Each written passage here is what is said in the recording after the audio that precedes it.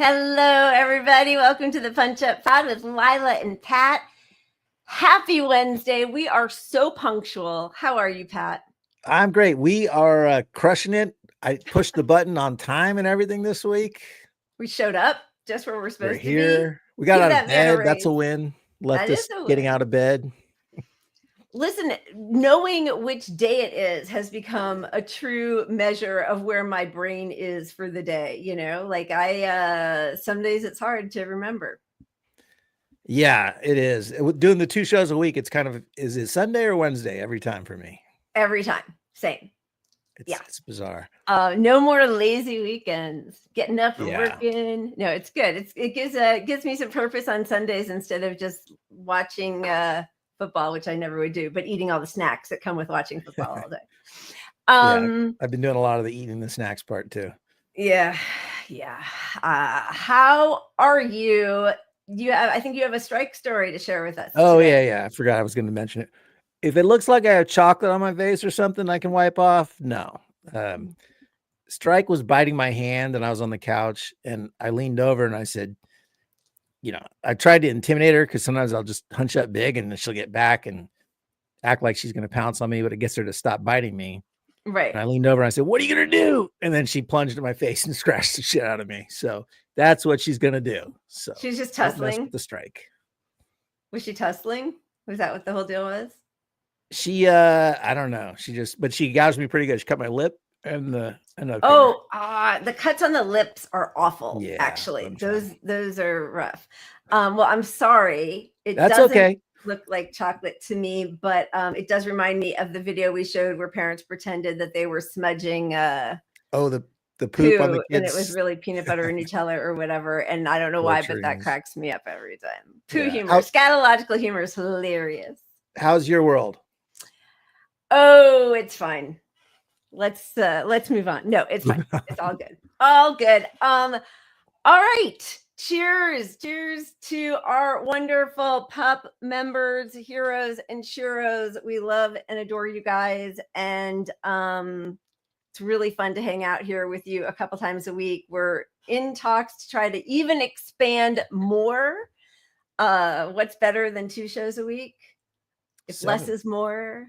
So thank you to all of you guys. We really appreciate all of you. And yeah, I'm sorry to read the comment. That's why Lila likes my username so much. That's right. That's a good one. That is a good one. And yes, I see some of you talking about time. Sunday night, Wednesday night. It's all a big blur. Yeah, but it is actually always better to be a Wednesday because you're closer to the weekend instead of the weekend being over. Yeah, the weekend being over, Sunday night is a real sad one for me. Sunday night afterwards, just knowing that, although I have to say, now that I don't have kids at home, it does have a different vibe. It's interesting, but it's still, yeah. Reminder, as always, please make sure to like and subscribe and smash that notification bell. You never know what could happen. Yeah, you never Magic. Know. Late breaking news. Just in case we do a random show or showtime changes or something, it helps us because the algorithm on Twitter, on YouTube, obviously depends on likes. So yeah, we show the video to more people. So if you want leftist views getting out to more people, hit the like button. We'd appreciate it. And we thank you. Very much appreciate it. Saul, thank you. Cheers to you. That's so nice. Thank you so much. Cheers. Absolutely. Hero. And you are a pup hero or shero or however, but thank you so much. That is so nice. Should we do a they row? Should we have a they row? We probably should have a they row if we don't want to be shero, they row.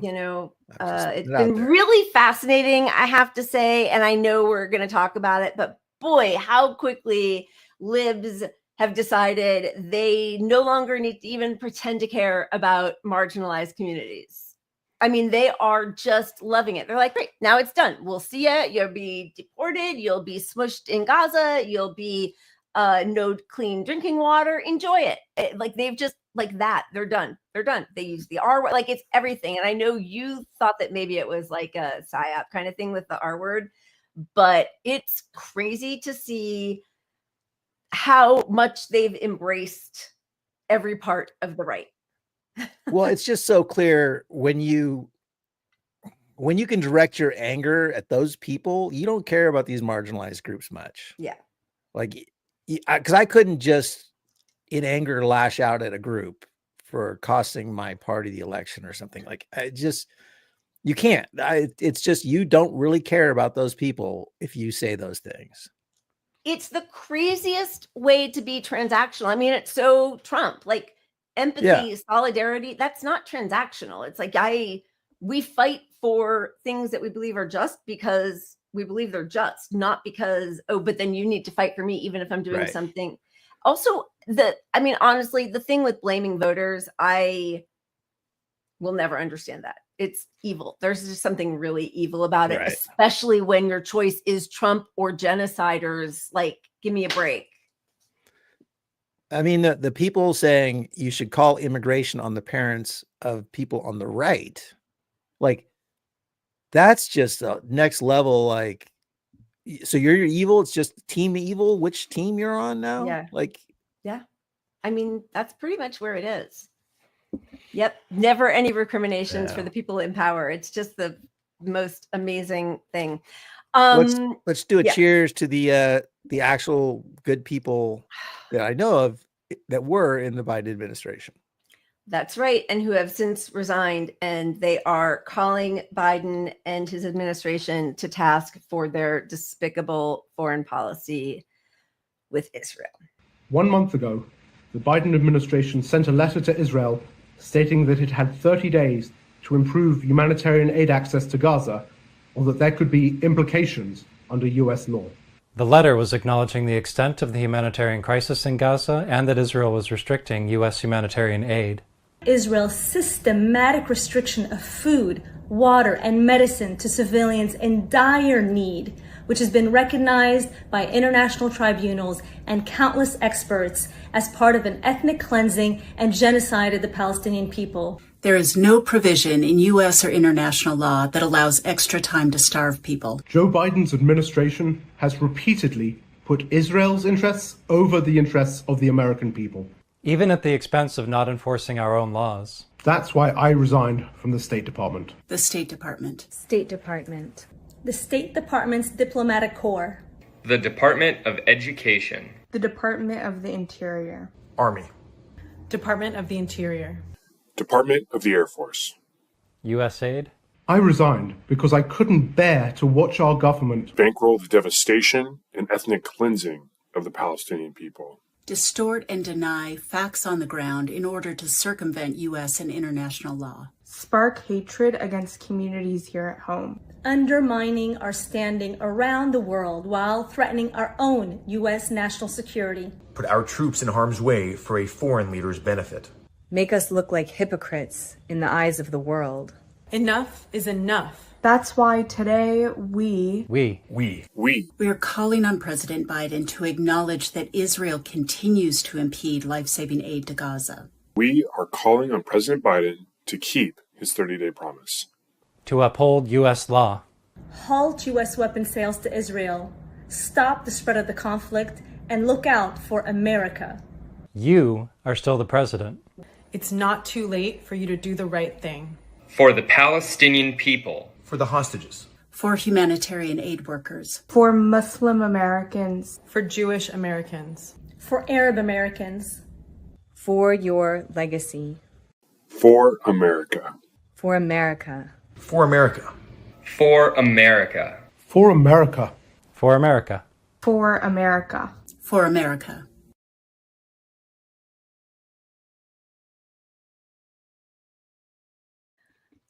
Yeah, I mean, I agree with all of you. It's sort of a halfway cheers because, Josh Paul was, I think, the first high profile person to resign. And it was like within a few weeks after October 7th.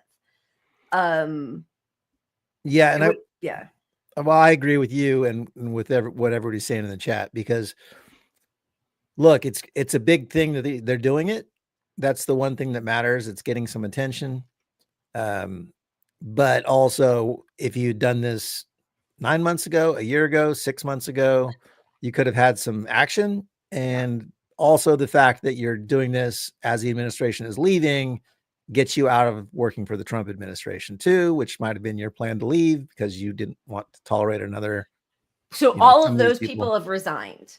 Yeah, I know. But Yeah. I'm saying if they didn't resign, then Right. they would be doing the same thing under Trump. Right.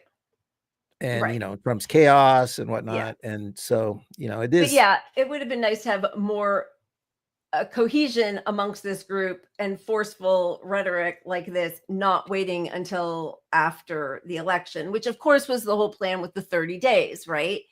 That was the lead up to the election. And it was like, in 30 days, we're right after the election, we are going to then really get tough with Israel. And they're not. And the thing is, the actual letter, the initial letter, not this resignation letter, but the letter calling on change of policy in 30 days, right, specifically laid out that they need 350 food trucks. Like that was a part of the deal. That's a daily, even though before the war started, there were 500 going in. Yeah. Right. But, now that we're starving everybody, it's just 350. But okay, let's say it's 350. Well, they're at 40. Yep. 40 a day. This is daily trucks coming in. And for them to just say, well, we don't see any problem now. I mean, they made some changes. They're still not doing what we want, but let's rate those changes in a little while. 40, when you said 350 is survival. Yeah. And we know how quickly, when it's Russia or an enemy of the state, a declared enemy of the state, right away, they're able to make their assessment and start sanctioning them or banning them from soccer and the Olympics and from just random people playing concerts. And, so this is all has been incredibly illustrative about how repulsive our foreign policy is and how it is completely inconsistent, depending on if you're a friend or an enemy. So anyway, half-hearted cheers. It must be very difficult to resign publicly from a president whom you served and probably administration that I'm sure some of these people were excited to be part of, but it isn't even a smidge of a percentage as difficult as having your child's brains blown out in front of you every day for 404 days or 2 days, wherever we are now. So, and just one other thing. I mean, publicly, they should have, anyone committing atrocity, aware that we're committing all these atrocities, should have been speaking out. But I do understand the people that don't leave their position hoping to be a rational voice in those positions. And so you got to give these people some of that. Right. Yes, I think that's true. And it is different. I mean, the very first high profile resignee, whatever, resigned person, which was Josh Paul. He's like a weapons dealer, basically. So not what I would normally consider one of my heroes on any level, but even this was too much, even for somebody who went into that line of work, which is interesting. Yeah, if you lose a weapons dealer, you're really fucking evil. And that's where we're at. Yeah, that is where we are. All right, so that was our cheers. Was that the happy part? Was this where we spin the wheel first and then we do the hash it out? I can't. Whatever, we mix it up. Let's spin the wheel and then we'll hit the video. We're gonna do a little bit of joy before we get right back into our nightmare. Yeah, baby. Look at that. My cup did feel empty. I'm definitely adding to it, but let me just spin again so we might have a moment. I know the other night we just kind of did away with the baby. The wheel. All right, I'm filling it even higher. Oh, and I just okay, but wait a second. And now, cheers. I got it all over my computer, trying to catch up to that wheel. Yeah, baby. I'm gonna take this one away if you keep standing on it. This is crazy. Okay, there you go. Look at that. You made it. Let's start it off with some foxes. All right.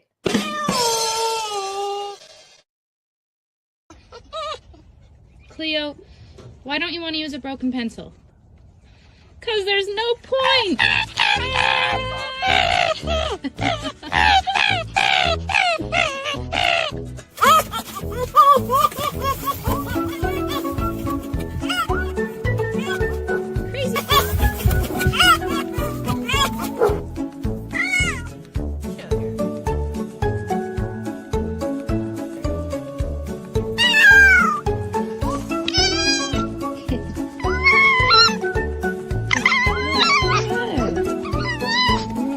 Petting you?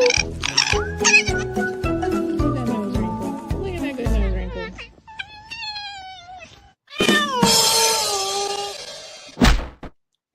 Those are cute. They look like Short and my sweet. Lucky. Those foxes. That crazy shapes. I love it. Let's do the real show. Cash out.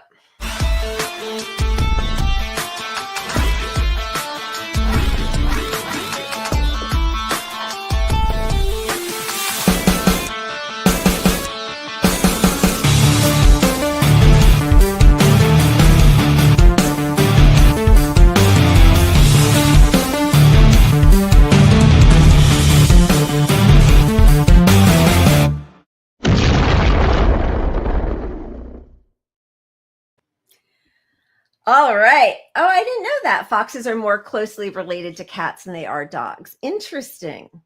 I would totally have a fox. What I would never have is a wolf. I came home to my house one time in my when I lived in South Lake Tahoe, and my roommate had dropped off a wolf that a friend of his needed to stay somewhere for a while. We had a mud room, so it was a big room in the front of our house.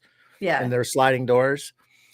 And I come home and my shoe's out there, and I'm like, "Oh, did you take my shoe out there?" And then I open the sliding door. I'm like, "Oh, did you take my shoe out there?" And he went for my jugular. He wanted to kill me. And I just happened to be in the right spot, and I got underneath him and flipped him. I totally flipped him and shut the door. Actually, I thought you were going to say you shut the door. You had to actually have a physical interaction. he dove up like this, and I ducked and flipped him. But I would have been I dead. was home alone. That wolf wanted to eat me. Yeah. And they have crazy. They don't have domestic in their face. They don't bark, make noise. They just stare at you with this wild animal like food. That's crazy. Why did your roommate bring that wolf into your house? Just Tahoe, a bunch of hippie outdoorsy people. But like those videos from Russia where they're hanging out with bears in the woods, and you're just like, oh my God, this is, that's pretty funny. Anyway, to the show. Where were we? I would have been dead. I do not have ninja-like reflexes. I mean, I did for a moment there. Thank God. Here we go. We both did it. There we go. All right. Show topics. What do we got? Dem dummies. That's what we're starting with. And then Trump 2.0, humanitarian band-aid, which is obviously Israel, Gaza, and pandemics, plural. Good thing Obama left us with that pandemic playbook that we keep hearing about. What a funny time this is. So it was actually, last show we talked about somebody and we weren't sure who it was. And now I won't remember the name again, but it was a staff member of Kamala's who said Biden should step aside and name her president so she could be the first president. But, what's going to happen now? She's just done. She's gone. Like Biden now has to go back to pretending to be the president. Well, they're running her as governor for California. No, thank you. Which, I would like to say it could never happen, but the state's gone right. Democrats in the state it's a lib Democrat state, totally. Very shit libby. So, I mean, they just voted against a minimum wage increase, against rent control cap, and against slave labor, prison labor. Yeah, they voted against forced prison labor. Forced, not optional to even, join the fire service to reduce your time or get commissary money or, forced. They're like, no, that's okay with us. Progressive California. I would like to believe, and I need to look at all the breakdowns. I would love to believe that some of it was because of the way these are phrased. Like I had to study these propositions really hard, write it down, and in parentheses also write because they're really written in a very confusing way. And often it felt like my casting my vote was going against what I actually wanted because of the way it's all like double negatives and stuff. So my hope is that some of that was there, but I don't know. It feels pretty bleak. It's just so hard to trust anything from anybody now, because they do that. They will put a poison pill in a bill where there's a reason not to vote for it, and that looks bad because you didn't vote for it. But it's like naming the bill Clean Water Act, and it's like sponsored by Exxon or Chevron or something. It's just, exactly. Yeah, there's a lot of bullshit. But Democrat, I mean, but even these bills, when they get through to the governor's desk, Newsom has passed all the right-wing garbage ones and vetoed a whole bunch of lefty ones and pro-labor ones. Yeah, it's just so gross. And obviously, they've prevented with their supermajority for universal health care coming to the floor, because that was a promise, a campaign promise of what's his face, Newsom, and he won't have it. So they won't have it. Doesn't get there. And it was literally in the California Democratic Party platform for years. And then they got it. They finally got it. And they're like, let's table it and think about it some more. And how are we going to pay for it? No, we got a meeting. We'll get back to you. And there's no getting back to it. It's never. That was, I don't know, 6 years ago or something, at this point. Every time. And then we get a whole conversation about the process. And at least now we have to convince more people. Like, most people want it. We know this. Every time they say we have to do more convincing, it's a lie, because you're never going to convince people whose bottom line it's going to hurt. And most regular voters want it.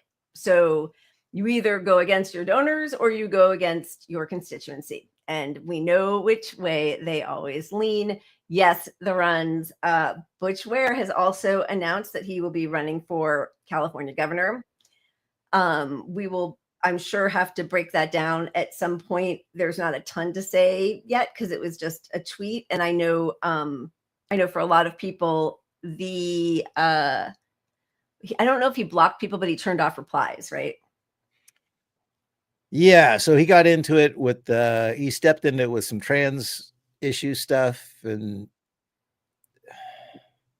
look, we don't talk about this much, but like, you should be able to have this discussion and disagree and be on sort of ancillary parts about, you should be able to have a discussion about when does it cross over in sports to, what are the rules, right? Like, just the discussion. I'm not saying you should land on a shitty opinion, but like, people need to hear the discussion. Yeah. So that part of it. But if he comes out and he's so like open to the discussion and doesn't really believe the way you're taking his opinion, have the discussion.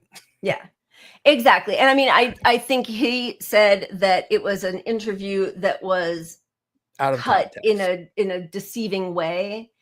And then he came out and said he is, 100% in favor of trans rights. But two things. One, I totally agree with you. We need to be able to discuss everything, because not everybody's going to agree. And then there have to be times that you're just like, okay, we're not going to agree with this, but this isn't the deal breaker, but this other thing would be, right? Like, we all have different red lines. And I think it's important to be able to have discussions and not feel like merely by asking questions in good faith, not Absolutely. the shitty just asking questions. And I think us Twitter folks, we don't have good faith discussions on Twitter, at least, because it's just everything gets automatically taken out of context. And it's just, that's really what happens on Twitter, because it's just going to war with people for the most part, like our side, your side. Yeah. And, as a person who was running to be the second in command,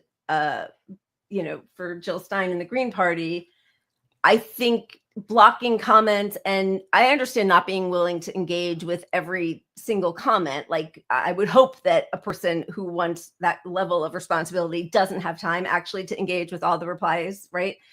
But I also do think that it's important not to block anybody if you are a politician or a huge public figure who people sort of rely on. Like, I mean, I've been blocked, and I don't even know why, by people who are data analysts who were like doctors, medical doctors, I think, because I was anti-Biden. But like, that kind of thing feels, I don't know, we shouldn't be so precious that we can't have conversations. But anyway, and then I do Yeah. think, I think some of the name calling and things that he got into feel a little bit beneath the level of dignity where I would like to hold my elected leaders. Yeah, I mean, I would agree. And we'll see what happens with his run. I mean, yeah. I mean, the alternative with the Democrats is going to be worse. And I agree The with Rock. him on policy The issues Rock. that he ran on for president. I agree with him completely at that level. So, I mean, we'll see. Look, if it's Kamala Harris, I'm going to do everything I can to stop her. Wow. That's for sure. Yeah. Yeah. All right. So let's talk about the aftermath. Pretty much, there are so many different exit polls and so many different people that they all want to blame. This was from the Washington Post today. It's really small, so I am putting my readers on right away. But the problem wasn't so much in the end, Trump's raw votes weren't that much more than Kamala's raw votes. And obviously the Electoral College changes everything. But the problem was an enormous lack of enthusiasm amongst regular Dem voters, right? So under 30, all so predictable. When you tack right so hard, you are alienating these people that you need to come out to vote. They didn't vote Republican, but they didn't get out of bed for you. Kamala or the couch. Or they voted down ticket and were just like, what's the difference up top? I don't, you got to do more. Palestine. I'm not COVID, casting a vote for, genocide or mass infection and disability with COVID. Exactly. Or Liz Cheney and all of the Lincoln Project Never Trump people. There wasn't much of a choice, right? It was one is a woman in a pantsuit and one is a game show host. And is there going to be an enormous difference? We'll see. But anyway, so under 30s, they lost 30 to 34. That is the category where, so the bars, it's very small, sorry, but the bars are the left leaning is in the negative. So that's where Dems lost if it's blue. And to the right that are red is where Republicans gained and obviously is where Democrats gained. So the only place where Democrats gained and outdid Republicans were with the $100,000 a year plus club. Yeah, that's it. I mean, they tacked right so hard that wealthy Democrats were like, I don't see the difference. I'm super stoked on this. None of these policies are going to affect me. Let's go. Or the lack of policy isn't going to affect me. I just won't have to listen to Trump. Yeah. That's it. And then the other category they gained in, but it was equal gain as Trump, was 65 and up. Right. Why? Because those are the people most likely watching CNN and MSNBC, and they're also the most likely to have an income 100,000 plus. So those two overlap. Exactly. Yeah, but they lost with young people. They lost with Black voters, Latino voters, Asian voters. They lost men. They lost women. I mean, they lost under 50. Anybody under $100,000, they lost. Which doesn't mean, again, that Trump gained those. There were fewer voters overall this time, but there was an enormous enthusiasm gap. And, some of us have been screaming it into the void for years, but it did not spend Yas Queen from spending over $1 billion. And I know we saw this, excuse me, last time, the breakdown, one of which was to over $100,000 to build a set for her appearance on what's it called? Call Her Daddy, which apparently only got 800,000 views, as opposed to Joe Rogan got it was like millions. 4.5 million, I think. And I don't think Trump went in there and built a new set, right? He just sat down with Joe Rogan. No, it's a micro. We could do it in my apartment. He's got the lowest budget set there is. I mean, and that's why that whole thing of like, oh, we need a right wing, again, it's not because we're saying how great Rogan is. It's that demographic that you needed left you. because you Democratic elites shit all over Bernie for going on there. Bernie bros told them how they were reprehensible and racist, and now they want a Joe Rogan. They do, but they did manage to spend $101 million on Bully Pulpit Interactive. Jesus. PR firm, basically. Excellent. $100 million. And, the same, they work for McDonald's, Uber, Walmart, AT&T. So, I mean, it's just, let's go to the best corporate branding people. Yep. And do some corporate branding. And what's the product we're branding? Kamala, joy. I mean, no policy. They didn't brand any policy around her. Well, what policy, the policy that people are craving would hurt all of the people, her big donors, right? So she's never going to, you can't have it both ways. You can't be a big tent party in that regard. You cannot please your donors while also pleasing your voters. It's not going to work. Yeah. And when you look at the voter enthusiasm chart, under 50,000, between 50 and 99. So basically everyone not making $100,000 was dramatically less enthusiastic to vote for her than they were Biden in 4 2020. years ago. Right. Right. Which so that also that tells wouldn't you have been if, things hadn't happened that way. But yeah. I mean, 2020 was a weird year. I think he would have lost. He only won by 40,000 votes in, swing states, right? Overall 7 swing states. So that was only there because he adopted some of Bernie's policies. He lied about being a progressive, and people were terrified of another 4 years of Trump at that point because they thought that Biden would handle COVID better. Exactly. I mean, but these numbers being that low, a lot of the people, no matter what you think we should do to solve the problem, homelessness has gone up dramatically. And so under Biden's term, it went up 12%. 12% increase in homelessness is just atrocious in 4 years. I mean, that's a tanking economy. That's a economy that doesn't work for anyone making less than $100,000. Not even close.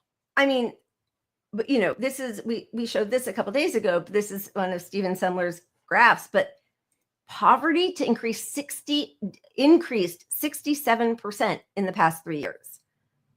That's abhorrent. And also food insecurity, 40% just in the last 3 years. I mean, and again, just to remind everybody, all of the measures that were ended after 2021, after Biden came in, all of those, social welfare measures that were put in place under Trump because of COVID, but they were put in place, and then Biden comes in, and instead of saying the way somebody who actually cared about the working class would have done with almost unlimited powers of the executive office, and some of these, so the eviction ban, I mean, remember them sleeping outside on the steps to try to push it a little more, the eviction ban, the moratorium on rent and mortgage, the moratorium on student debt, Medicaid expansion, child tax credit, all of these things were ended with Biden. And some of them he did on purpose, didn't fight for until they lost the House, and then tried to put it back knowing they would fail, right? So there was not even a mention of increasing the minimum wage by Kamala. Yeah. The largest and most abrupt, at the bottom, the largest 1 year increase in poverty in U.S. history. That, you're going to tell me that people are going to vote for you? Bidenomics. It was and done. All they did was harangue people they're too stupid to know that the economy is good. Exactly. It's a messaging problem. The problem is that the economy is technically good. That's the problem. I mean, it's good, but what's your metric? Your metric is not how good it is for me in the working class. It's for the top 1%. Yeah. It's how our corporations doing. How's business? What's our general product or GDP compared to, are we increasing at 3% GDP a year like we're supposed to? Right. But it has nothing to do with bread and butter issues for regular people. And so for them to keep banging the drum. And again, like, it's their relationship to their voters, and it's their whole media ecosphere's relationship to Dem voters is to chastise them, make fun of them, hold them hostage. Like, do you want Trump? He'll be worse. You know, all of that. That's not a winning tactic. That's not meeting people where they are. That's not listening to your voters, trying to help them. If you think they are so, like, they're too stupid to know what's good for them, that's how the Democratic Party has treated its voters, its base, since Hillary. I don't know when that started, if it was before Hillary, but that's when I first remember, like, it becoming part of their whole ethos. Yeah. I really think it was the Hillary era that started that, because you didn't have a rift in the party so pronounced as the Bernie left and the Hillary center. Yeah. And there was no way to reach voters to condescend until Twitter so directly. Yeah. Right. So you could do it anonymously in a way. It's like, it wasn't Hillary saying the voters were this way, although she did, but you could have Democrats saying it to other Democrats. And so that's why she spent all that money online to trash the real left. The David Brock correct the record, just to go out there and be assholes to all the voters. Right. Yeah. So just another, I mean, I think this is the same thing, but this is from the Lever, David Sirota, that households 100,000 and under in 2020 voted for Biden 70% and Trump 29%. But in 2024, that number shifted and it was 48, 49. So, you know, the people who are in the lower, and you know, that's lower middle class now. That's not, you know, remember, I think it was probably 2 years ago that said, unless you're making $160,000 or more, you're pretty much paycheck to paycheck in almost every city in this whole country. Yeah. So, and unfortunately, some of my graphics didn't make it up. I was just trying to find them real quick, but they're in the abyss. I didn't delete anything. I was no. They're just in the abyss. But I pulled one on housing, and it had a breakdown on housing, the median housing cost versus median income cost per state. And so for California example, a house, the median price for a house is, we were second in the country to Hawaii's, which is the highest. Wow. Which should be the highest because you're invading it, you're colonizing, you fuckers. Yeah. But California, it was like 8.5 times your income per year is your house. Like that's just, and that's how you get out of, that's the number one way out of poverty and, you know, out of into the upper comfortable middle class. Right. And that, who can save 8 times their salary? It's to impossible. Buy a house. Yeah. Like, I mean, it's just right. Because every other thing is also more expensive. Gas, food, you know, all of it. Yeah. Insurance. All right.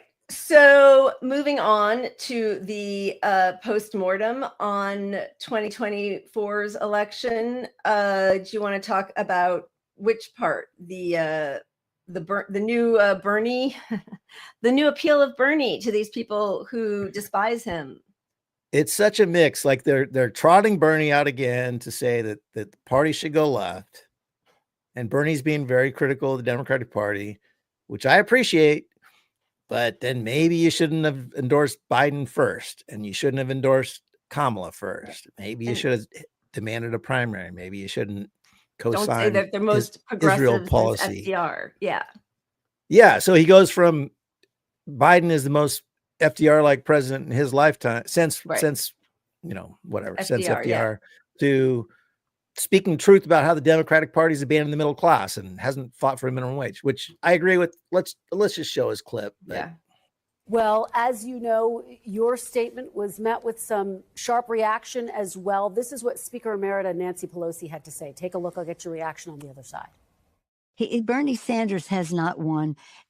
Let me, with all due respect, and I have a great deal of respect for him, for what he stands for, but I don't respect him saying that the Democratic Party has abandoned the working class families. Senator, how do you respond to Nancy Pelosi? Well, Nancy's a friend of mine, and we've worked together on many issues. But here is the reality. I have to say to Nancy, in the Senate in the last 2 years, we have not even brought forth legislation to raise the minimum wage to a living wage, despite the fact that some 20 million people in this country are working for less than $15 an hour. In America today, we have not brought, in the Senate, we have not brought to the floor the PRO Act to make it easier for workers to join unions.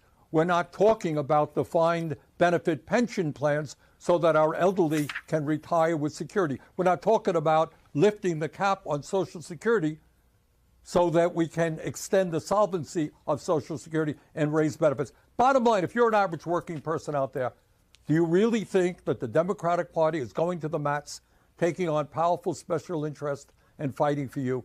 I think the overwhelming answer is no, and that is what has got to change. Thanks for watching. Stay updated about breaking news and top stories on the NBC News app or follow us on social media. Okay. In the clip from Nancy Pelosi, and they didn't show this, but where she says something like, well, Bernie hasn't won. And she also says Kamala beat him, like did better in Vermont than he did. So I went to the AP map to look it up. She beat him by 1 percentage point. So like saying it like that, it's like, oh, you know, I mean, she was beaten by 10, 15 points by lots of Dems down ballot. The 1 point is it definitely within the margin of error. And for her to say that, she's just such a slime ball. But anyway. And look, I don't remember, but I assume if that is accurate in Vermont, it's because she had cinched the nomination and they voted past Super Tuesday. I doubt Vermont voted before California when Bernie had a chance because they would have voted Bernie. So yeah, and he's and he's already one of the most popular people, right? So like of his in his state and in the whole country. So there are probably a lot of people. Or are you talking about re-election for Senate this time? Oh, I thought you were talking about historic. Sorry, no, I know. I was like, wait, no, he won every single county. Yeah, I was except for 5 in California. He won't. Well, it makes me sorry, but I just have to say this makes me so mad when people are like, oh, the black vote, he didn't win South Carolina. He won the biggest, most diverse state in the country, 52 of 58 counties, the 5th largest. Now it's the 4th largest economy in the world, but they took South Carolina to show that he wasn't, able to win. It's just such a lie. But anyway, and half the things that he said, sticking up for his good friend Joe, are things that you hear normie Dems saying all the time. No, come on. Joe Biden's done so much. This puts a nail in the coffin of deliverism. That's the new thing. Well, look, we're in the phase now where they allow some of this rhetoric and talk and, truths actually to come on to CNN and MSNBC so they can give the Democratic Party space to say, oh, we listened. You know what? You're right. And you hear all these Democratic pundits go on and say, oh, we got to move left now. We got to be more, worker class. And it's just a branding exercise. That's all it is. Like otherwise they wouldn't allow these people to speak right now, but it's just to 100% to give them room to make the change allegedly. Yeah. And so like here's Carville. When you hear Carville agreeing with Bernie, even a smidge, before you play that, I mean, he's telling the truth, but but he's never going to change because he's But wait, just 1 second, just so because I said deliverism is giving people like material goods and saying like, look, we gave you the child tax credit, we did Medicare for all, we did all of those things, which they did. I mean, hardly anything. The couple things they did, they took back from us, or 6 drugs that in 10 years will be capped at $15, whatever. Like they gave crumbs and said, well, we delivered for you and that wasn't good enough. And you still went. So, the material analysis of politics, they are now saying deliverism didn't work because Biden did deliverism and look, they lost, but he didn't. And, that doesn't count. On that note, I mean, how many people, I'm just thinking about this now, but how many people are suffering from drug prices they can't afford that are pretty much just bankrupting, making their life miserable. And they hear the Democrats come on TV every day bragging about how they lowered drug prices. And these people are acutely aware that you didn't lower mine. Yeah. And you have no plans on mine. And they're watching. These are the people dialed into policy to see what you did because it affects them greatly. And all they know is you got insulin and maybe 10 drugs in 4 or 5 years. Yeah. And like 18 million people were kicked off of Medicaid. Like during a pandemic. The biggest drop in Medicaid. Yeah, something like 20 million people, wasn't it? I thought, yeah, 18. I mean, I thought 18 million, but yeah, I mean, I round up. Yeah, round up, always do. Yeah. But to say deliverism, and that's why, sorry, but that rhetoric of Bernie's was really dangerous, honestly, because he allowed a lie to persist that then people who either are not knowledgeable about the truth or who have a stake in keeping the lie going use that to their benefit. And I think that probably for Bernie, and maybe I'm giving him way too much credit, but I think it was twofold. One was a way to encourage Biden to keep going, like, look, you're going to be the most progressive, you're doing so great, you're just like FDR. And also to show his base, it's working, keep doing it, it's working, we're going to get more. But at a certain point, it's detrimental to the project, right? It really is. And especially him latching on so early when you could push them on policy, when you can make some demands, when for Bernie to make this pivot literally overnight from the election. Now that they lost, here's the truth about the party. Well, there's your credibility gone in a fucking flash.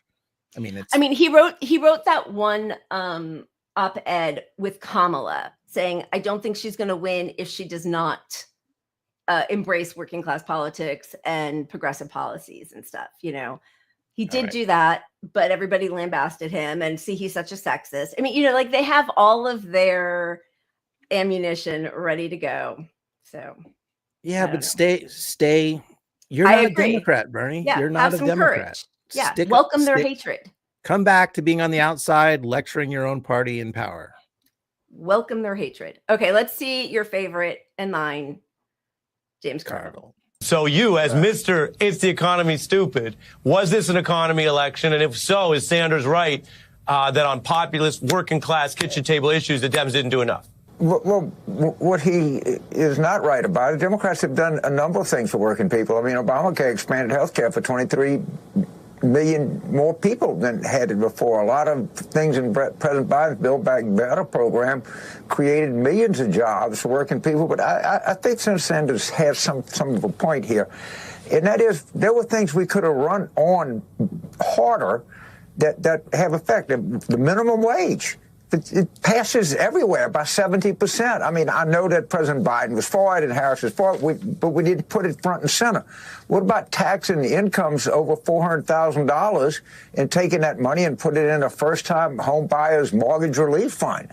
I mean, there were things that Senator Sanders would favor that we could have put more front and center. Now, there are a lot of things that are just popular that Democrats are for, and they're popular with every kind of Democrat in the country. They also happen to be popular with independents and even some Republicans. And we should run on a popular thing. A popular thing was not continuing the Biden administration. That was clearly not what people wanted. I think he's a great guy, but people didn't want more of that, and that's what we gave him. I love that he turns green like the lizard. Like he is just a villain. No, it did look like it was going to do a little "They Live" and flash a skeleton or something. Yeah, totally. But, I mean, what he's talking about there, he's right. The Democrats, if you're talking about voters, support all that stuff. But the problem is the donors don't. So when the donors don't really support it, it doesn't make the platform. And they can't even lie and pretend they want to raise the minimum wage. The minimum wage is what, 7.25? Yeah. The last time it was raised was under George W. Bush. I mean, it went into effect under Obama at the beginning of Obama, but that was voted on under George W. Bush. Come on. We've had now 12 years of Democrats in power and no raise of the minimum wage, which they're still talking 15. 15 was barely enough in 2016. We're 2024. Now they're saying 17. No, 30. Go 30. I mean, he's right in the sense that even just putting it on your platform, keeping it in the consciousness of people, but that would have, even if they didn't believe it, that's going to get voters out. Because nothing on our platform was actually elevating people who need it the most. There's nothing there. Nope. And that's why under 100,000, she lost all the enthusiasm. Nobody, Yeah. And yeah, the ACA, which was a Heritage Foundation plan, which, of course, as soon as you give Republicans their own plan, the way Obama did and screwed his whole base, then they hate it and they go further right. So that's the whole job of the ratchet effect. Give Republicans exactly what they want. So then they're like, oh, well, that's a socialist plan now. Now we have to go far right. Yeah. Yeah. And, just to remind people, ACA didn't lower prices. It just stopped. Oh, no. It just slowed the growth of lowering the prices. Like you're not making something affordable by saying it's only going to go up 3% instead of going up 6%. Yeah. Like, okay, that's better than 6%, but it doesn't help me pay my bill because my wages aren't going up 3% even. Like, you haven't raised the minimum wage. You haven't done shit for me. They raise prices, housing prices, car prices, interest rates, but not wages. Well, because that was the whole thing is there's going to have to be some suffering. That's the only way to do it. Suffering for the working class, but the CEOs are going to get bailed out. And yeah. Okay. The other group, furious, rightfully so, are Muslim voters who in 2020 voted for Democrats at 93%. They went down to 20% for Kamala this year. They went up to 21% for Trump, and 53% of Muslim voters voted for the Green Party. When you lose 73% of your vote to the guy, not to him directly, but against the guy who promoted a Muslim ban, how fucking awful is your party? Like, what are you doing? I mean, this is so clear. I mean, she could have won this election by just being better on like 2 out of 20 issues. Yeah, absolutely. I still don't really understand why she didn't just lie. Like, I don't get that, but I mean, Trump lied. We're going to go through all of his appointments. He lied. He's not a peace candidate, but anyway. I mean, I think that's really telling that she couldn't lie because they're more captured than they were 4 years ago by corporate interests. Yeah. Like the corporate interests are embedded into the consultant class. Like on any level, they're scared to go off message and say something that could harm corporate interests because they could lose, 0.3% of funding. Right. Or something. Yep. Yeah. So do you want to hear from the mayor of Dearborn, or were you? He's about the only one I want to hear from. Yeah, I know. Of all these videos. Yep. Let's hear the truth about, because they, you got all these people coming out blaming Dearborn and blaming Muslims. So let's, go. Am I pressing it? Do it. I want to give you a chance to respond to some who have been pointing the fingers at Muslim voters who went to Trump. When asked about the impact of the Gaza war, Pennsylvania Senator John Fetterman singled out your city saying, quote, "So Dearborn delivered for Trump. Okay, congratulations. You're going to love the next Muslim ban." Your reaction to this tone deaf and offensive comment from a Democratic senator from Pennsylvania? I think Fetterman has done more for the state of Israel than he has for the residents of Pennsylvania. And obviously you saw the election results in Pennsylvania, so those will speak for itself. I don't think anybody should ask John Fetterman what's happening in the city of Dearborn. Come to speak to our residents. Again, this is where folk try to analyze precinct data and determine and pontificate on what actually unfolded. People here feel betrayed. They want a president who is seeking to reinstill decency and morality back to the White House. And we did our part. For nearly 1 year, we warned the Democratic presidential candidates on the issue of Gaza. But what happened? They stoked hatred towards university protesters who were standing up against genocide. They wagged their finger at residents who thought that they could not go to the ballot box and morally fill in the bubble for the Democratic candidate, given the onslaught and the current genocide that's unfolding.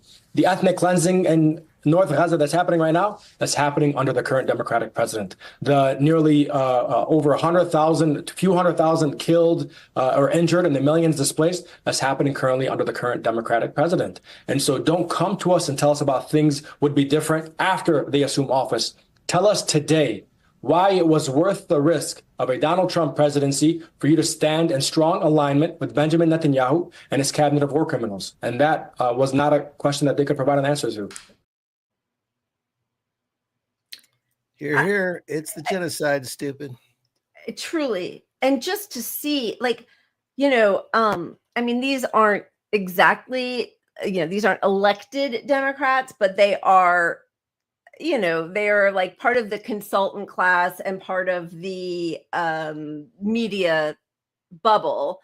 So Wajahat Ali writes, whoopsie, this sort of like, making fun of the Arab Americans who backed Trump in Dearborn, who wrote him a letter the day after the election saying, okay, now we really need you to move on peace. Bring us peace. We need peace. We voted for you. Now we expect peace. And the fact that the response to people who are watching their families be slaughtered in the Middle East by the current administration, watching them plead with anybody in power, please, to bring peace, is to say, whoopsie, like, aren't you morons? He's not president yet. Oh, they even wrote to him at the White House. You think he's at the White House yet? Like, you're so dumb. That's like, that is the whole vibe of the current Democratic muckety mucks, and it is really reprehensible. I mean, it's truly vile. It's vile, it's insulting, and it's one thing when it comes from TikToks of naive voters and just they're lashing out at groups. It's disgusting. But it's the next level when it comes from policy people, Democratic leadership, and that's what we're seeing. And Fetterman, they're spitting all this talk about like he's the one guy who knows how to reach the right. I don't want to reach the right. That's not what Democrats are supposed to do. Exactly. They're supposed to fight the right. It's so like, which again is like that goes back. So for also just in case, because sometimes it gets lost in the chat. Thank you, Oz. That's so generous of you. Cheers. Thanks for the super sticker. This thing with Joe Rogan. It's not. You don't want to change your policy, but if you can bring these people to our side, oh my God, if she loses a fingernail. Oh, you're worried about her in this situation. I'm a little worried. I am. You're 5 times your set. But like to make fun. And then, we have Roland Martin out here. And then, here's Roland Martin, quote tweeting Politico, Dearborn's Arab Americans didn't just vote for Trump. They punished Harris. Well, that's important to know that, politics is fear. You want to know who am I afraid of losing, right? Like they are scrambling all of these politicians to get the donors. They don't want to lose AIPAC. They don't want to lose Lockheed Martin. They don't want to lose Pfizer, right? Well, they should be scared of their voters too. So instead of taking that into account, especially in the face of a year-long plus genocide, which is now expanding, Roland Martin says, holla at me in 6 months, Dearborn, because Trump's going to be worse. We tried to tell ya, hashtag. And there's Wajahat Ali, right? Not even 6 months, Roland, 2. We'll see what you think when they flatten Gaza. That's what they keep saying. Have you seen Gaza? Yeah. And hey, Roland, holler at me in 6 months, 6 months ago. And then 6 months before that, where I told you guys were going to fucking lose if you don't listen to the people. Holler at us. We told you you're going to lose if you don't start doing something. Deliver something. Promise something. I mean, not even promise, but like if you can't even promise something, what the fuck are you? You're not a left. You're not. That enthusiasm gap, with as awful as Trump was last time around, to not have Democrats enthusiastically come out more than they did for Biden is really telling. I mean, it should have been a holy shit, we lost abortion, which obviously that issue alone, who lost abortion? The Democrats did. So that's not the enthusiasm. They're not seeing solutions from Democrats on that. But enthusiasm, and how are you expecting Muslim Americans to be enthusiastic about this? Like, I mean, Obama said the same thing. Really? Y'all are going to vote for somebody who did the Muslim ban? Like, the lack of any kind of empathy or awareness of what people are going through every single day. You're going to talk to me about a Muslim ban? How many Palestinian Americans, Muslim Americans, Lebanese Americans would get themselves banned 100 times over to prevent what's happening right now? Yeah. And all those libs who went rushing to the airport. And I agree, Muslim ban, that was disgusting. Although, let's face it, like, also, those countries were already put in place under Obama. There is a reason that Trump looked at those 7 countries and said, this is where we're going to ban Muslims from. Just like the kids in cages, all those cages down at the border. Do you remember when they were showing pictures of the migrants in cages, kids in cages? And then during Trump's reign, and I think it was even the Pod Save boys, had to write under some people's postings, hey, can you take that picture down? That's actually from under Biden. I mean. Yeah, and I mean, look, we'll get into the GOP side after we have a little break or something. But the truth is, nobody thought, well, at least us, me. I don't want to speak for Lila, but I didn't think Trump's policies would be better on Gaza. But I do think what has the potential to happen is he'll get negative press coverage about what's happening in Gaza, and that is where the dynamic to change what happens there has some trajectory in the right direction, versus if we just said this was okay and we voted for it again, the news isn't going to cover it more critically, where under Trump we might get some critical coverage, which might actually get people up in arms, especially all the libs. They're going to be looking for some reason to hate Donald Trump. Right. But also be like, see, Muslims, we told you if he does something even worse.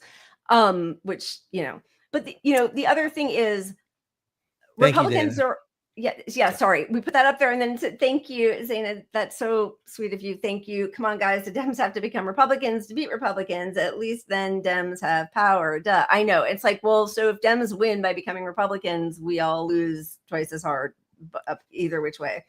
But the thing with, if Democrats had come out endorsing Kamala and she had won, then it would have been a bipartisan endorsement of genocide for the leader of the country that is the biggest hegemon in the whole world.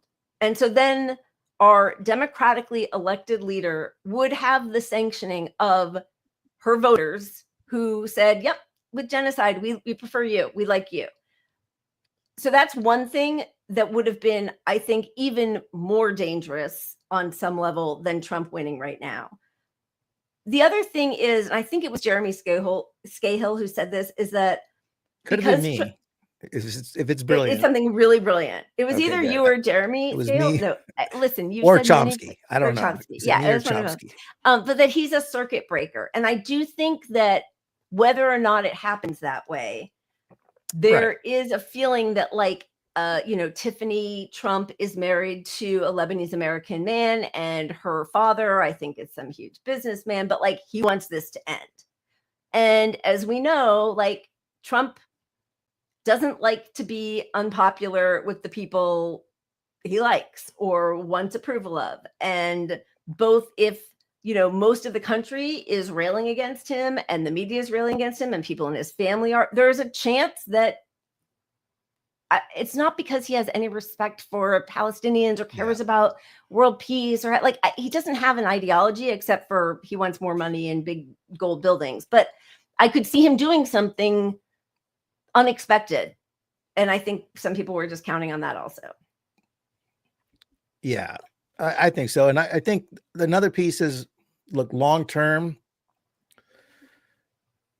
if the Democrats had won this, by the time this thing is wrapped up, it would have been exclusively a Democratic history mark. It would have been a bookmark on the Democratic Party that, 10 years from now, there's like, what did the Democrats do? And 20 years from now, oh, the genocide the Democrats supported. And now, at least, and this is not making, I don't care about the politics of it, but the shame if they would own this exclusively would have been, it could have, like, long-term for the party, they might be better off losing this as a party to not entirely own this as their own pox on the party. I think so. And I also think just for other people in the world to know that the sort of that we didn't party vote of for the this. left didn't vote for this, right? I mean, too many people did, but yeah, I don't know. It's just all so abhorrent. All right, I don't know. Do we need any more of this stuff? It's all kind of the same, right? No, What some else? of it floats into the Republican Party, unless you got something you want to put up. I mean, not especially there was one. We pulled this last week. We didn't really talk about it, but I do think there's something interesting. We're going to see it now because I think all of Trump's picks are also, Harvard, Yale people also. But you have to work really hard actually to get into these top tier universities. You have to be not only like smart and well-read and, run a student organization and varsity letter in 3 sports. And, it's like this whole thing of people who are the most, like driven people, kids. And the fact that more than 40% of them end up working in consulting or finance makes me want to vomit.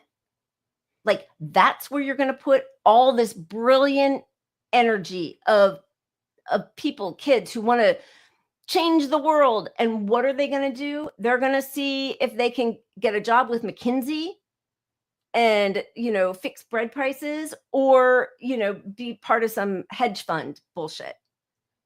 And so this is what's happening. Like, these kids are getting funneled into being the worst destroyers of society. Yeah, they are. And it's, if your whole purpose in life is a good economy, GDP, we should stop measuring the economy by GDP. We should start measuring it by your homelessness level, how many people are housed with, happiness. money. How about the happiness factor? Like that Norway always wins. Or Yeah, whatever. exactly. I mean, that was where I was going with this. Like, you can't just look at how corporations are doing, which is, if you're asking an economy to make more every year than they did last year, you're always on the wrong trajectory, in my opinion, because that's not, okay, well, how do we go from $78 billion to 79 next year? Well, how about we make where everyone work an hour more? Oh, look, the economy's doing better now. 41 hours a week, everyone. The economy's doing better. Aren't you happier? Yep. No, this is not, quality of life is not real. I mean, healthcare, can we do healthcare and housing as the 2 metrics? I mean, that would be such a basic start.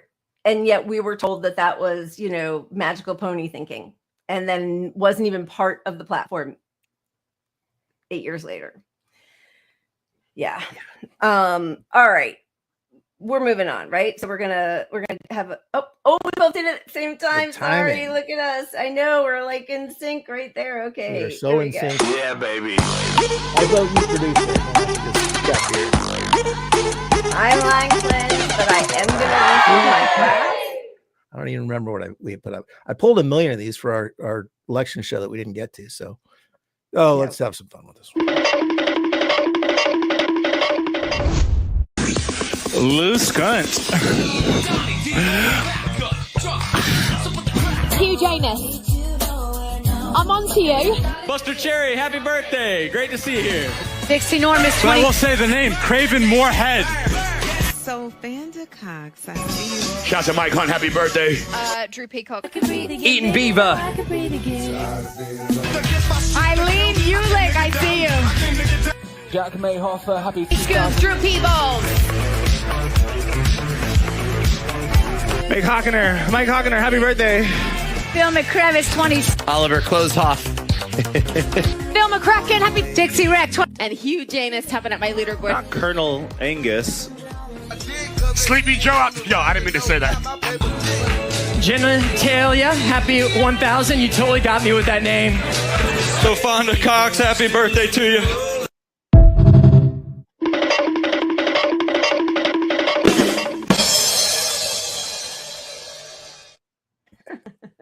Okay, that's my level of humor tonight. You know, when I first moved out here at Universal Studios, there was an ET ride. And when you're standing in the long line, you'd give the name so that at the end, the mechanical ET would have your cart's, name. It'd be like, bye, Lila, bye, right. Joshua, right? And so I thought I was trying to come up with, to me, I just wrote TME. I just thought that'd be so funny, but he didn't say bye to me. But those Peloton ones, those were well constructed. That was way better than I did. All right, don't cancel me for this, but I related to this. My local hangout bar that I always went to with Lola, we played darts all the time. You're right. The local bartender, she was not very bright, okay. Really not very bright.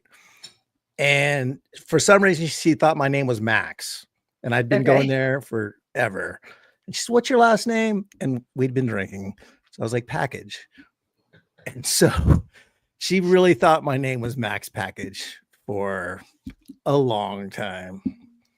That's good. Yeah. I guess we all have that level of junior high humor. You got to find the things that, give you a little bit of joy. Yeah. Yeah. All right. Moving on to, where are we? Oh, Trump. Yay. The end of democracy. Is that where we are? Yeah, Trump. This is the effect of the first segment. This is what you get when you run like Dems ran. I mean, this is just so sad. So here we go. Sorry, I'm scrolling down to, this is crazy. All three branches of government are now Republican. The House, the Senate, White House, and the Supreme Court. Yeah, I guess that's four. I know there's only, but yeah, that's crazy.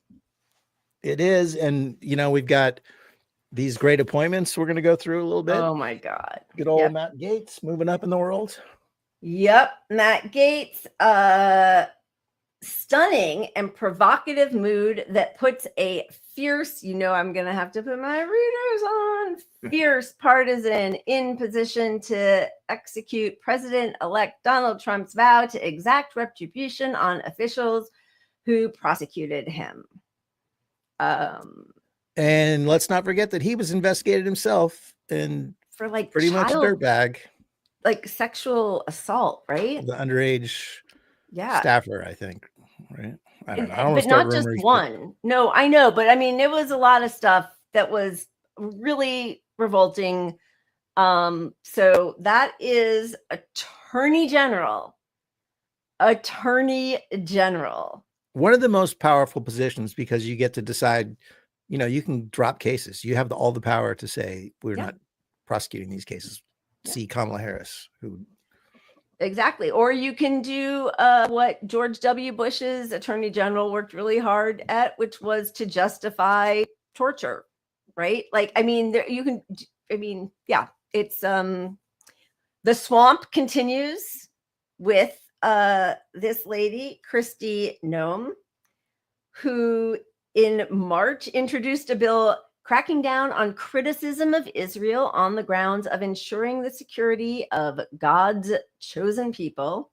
She is now going to be the head of Department of Homeland Security, right? So she's going to be in charge of the border and whatever makes people feel safe or unsafe, talking also about a bill that just luckily didn't pass now, but it's going to pass in the next session, which was to take away the nonprofit status of any groups that are considered terrorists, which, we saw this supporting terrorists, which means if they label Hamas a terrorist group and you're you've got somebody in your group who's like, I won't condemn Hamas. Well, look, now all of a sudden you're a terrorist organization and your tax exempt status is pulled. So it means like all the groups that would ever be involved in organized leftist protests are at risk. Yep. Every single one. I mean, and again, like Biden, when he came in on his homepage for the whitehouse.gov was domestic violent extremists, which were anti-capitalist, people fighting for climate, protecting forests, Antifa, so anybody who the government doesn't like or thinks that they're protesting against them can be labeled a terrorist. And clearly she already thinks that college protesters are terrorists. And there were 52 Democrats who voted for that bill with all of the Republicans. Yeah, I was just looking for the list. Did it disappear? Oh, there it is. Ready? I mean, there are so many of the people we all know. There is Castor in Florida, Henry Cuellar in Texas, Dingle in Michigan, Gottheimer, New Jersey, Marcy Kaptur, that's really a bummer, in Ohio. There's Levin, Adam Schiff, of course. There's what's her face, Wasserman Schultz, that our friend of show, Jen Perlman, has tried to take out twice, and we got to get her out of there. Alyssa Slotkin, Brad Sherman, my guy, can't stand him. I mean, these are people who should all be primaried if we had a working progressive opposition, alliance or organization. But I mean, we'll get into that later. But, unfortunately, a lot of these groups that are titularly considered to be the progressives, the DSA and the Working Family Party, and often end up being silent because they want to keep their people in power. Like, I don't know how held accountable AOC has been by the DSA. Yeah, I mean, considering how critical we are of some of these groups' leadership, even though the members are usually there for the right reason, this is going to really, if they pass it, which they eventually probably will, it's going to really curb speech against Israel, because these groups can't afford to lose their tax, exempt status. I mean, it's not. Yep. So this is an extension of Cop Cities. It's the same thing. They want to squash free speech on the left, or even the right. I mean, if it hurts the corporate interests, with the donor class interests, they want to squash it. They want to stifle it. Absolutely. Tulsi Gabbard, Director of National Intelligence. The hypocrisy. I have so many thoughts about all of this. I know. I mean, in the Bernie days, I know, I would have loved her in this position. Yep. But then we saw her pivot and switch, and her bullshit is on full display. Her homophobia is on full display. Her anti-transness, her pro-Zionism, pro-Zionism. She's anti-war, but all for the genocide of Gazans. Yeah, I mean, this is her statement. Oh boy. Sorry. This is very small, but most recently, Gabbard has condemned the ongoing pro-Palestinian protest movement that has been taking place all over the country. The demonstrations have been taking place in protest of U.S. support for Israel's war in Gaza, which human rights, we know, is a genocide. Gabbard, however, has accused the hundreds of thousands of pro-Palestinian protesters of being puppets of a radical Islamist organization. So, so terrorists, yeah. And she is somebody who Hillary Clinton said was a Putin puppet, and now she's the head of all these intelligence agencies. So there's going to be all of this like Russiagate versus, but we support her on her take on Palestine and protesters. Like, it's just going to be more of a reality TV show. I mean, honestly, it does feel like this is all just funny for them. But compare Tulsi today to this Tulsi. Yeah. This is the Tulsi that I appreciated. I think it would be a huge mistake for President Trump to choose him because he represents the neocon warmongering establishment of Washington, D.C., which stands diametrically opposed to the very policies that President Trump has always stood for, going all the way back to when he ran for president in 2016 through that first term in office. And the things that he's talking about wanting to do now, it would send the wrong message to a lot of folks who are very concerned about the fact that we are on the brink of war with Russia and China and Iran and North Korea. If Marco Rubio is his vice president, then that is what we will face, and it will cause a lot of people to question what kind of foreign policy will actually be executed. Will it be the one that Trump wants and stands for, or will it be one that will continue the deep state neocon warmongers who've gotten us into the mess that we are in now? Oh, okay. Oops. So don't worry. Okay, this is not the clip put me on the wrong side. This is not the clip I thought we were showing. I pulled the entirely wrong clip, but but that's anyway, her now talking about Rubio. Yeah, who is apparently Secretary of State. I mean, that one, I don't know if that's been official. And I know some of these have to be voted on and I need to figure out who's which. But yeah, it's just a whole mess of chaos. Yeah. Well, most of these appointments need to be approved. But yeah, look, if you don't approve them, what Trump will do they'll put an acting person in place that's just as fucking vile, which is what he did last time when Dems held a couple of them back, and they held very few back. But all he did was put a gross acting person in charge, and then the next time they brought it up for vote, they're just like, yeah, okay, approve. He's already kind of been there, whatever. Yeah. But we're about to see what a person in power can do with that power when he wants to. I mean, we always see it when Republicans are in power, right? He's gonna make appointments when they're on recess. He's gonna, like all of that stuff is gonna happen. And I know we've talked about this a million times, but like this unlimited power of the executive office that Democrats have been screaming about, looking towards the Trump presidency, could actually be used right now by the Democratic president who's in charge. So, Yeah, and I mean, obviously, Israel is in, not the policy they're going to try to put in place with Israel is just going to be the same. The only difference is they're going to say, do what you want with the real estate, until we get pressure on them, and that's where the hope is. But his cabinet is garbage. Rubio, here's Rubio on Israel. Senator Rubio, will you call for ceasefire? No, I will not. Gaza? On the contrary. Rubio, are you filming it? Wait, so I want you guys to get this. I want them to destroy every element of Hamas they can get their hands on. These people are vicious animals who did horrifying crimes. And I hope you guys post that. And what about the civilians that are being killed every day? Hamas should stop hiding behind civilians, putting civilians in the way. Hamas knew that this was going to lead to this.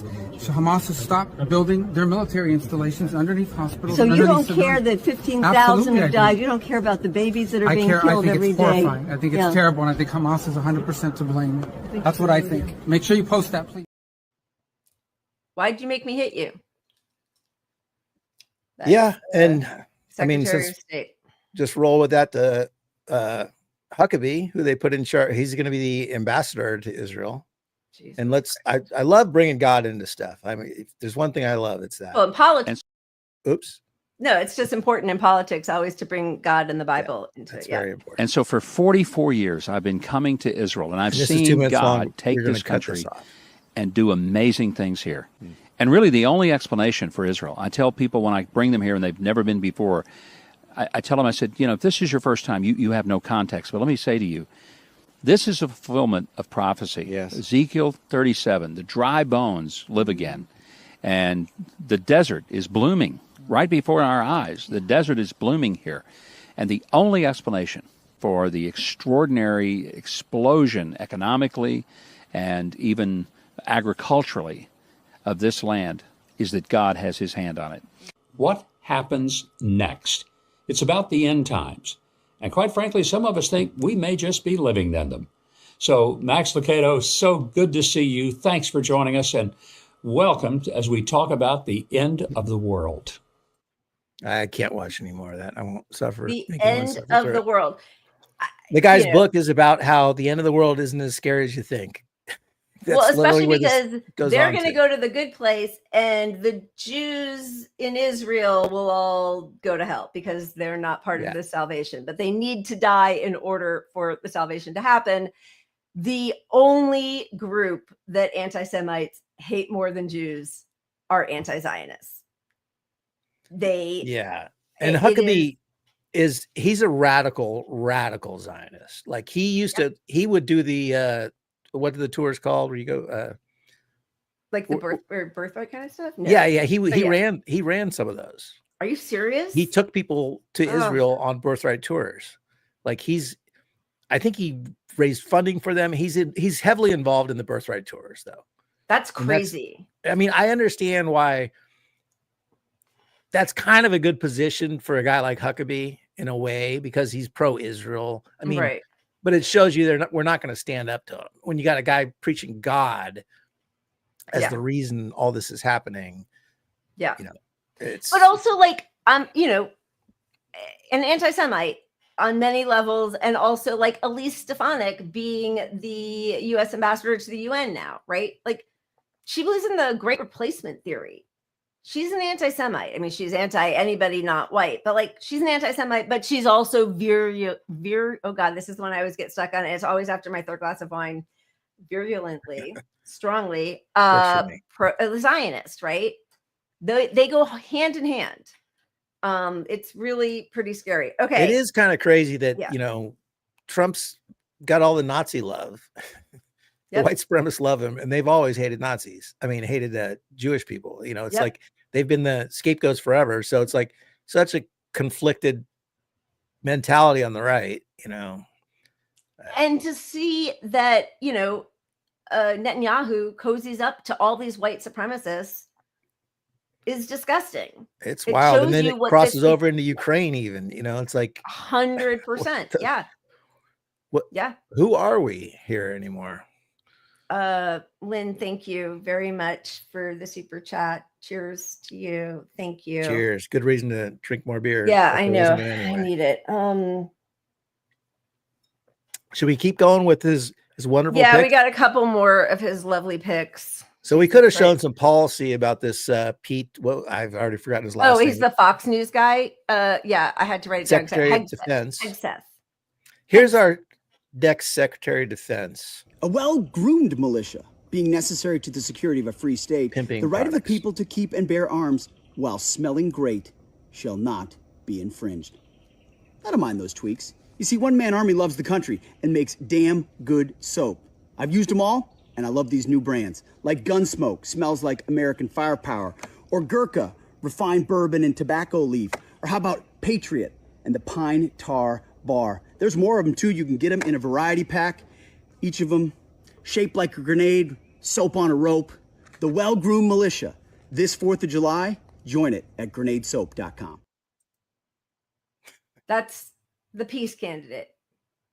I mean, it's so sad. And like, of course, I'm not blaming, Muslim American voters who voted for him because he said he was going to bring peace. I mean, people are desperate.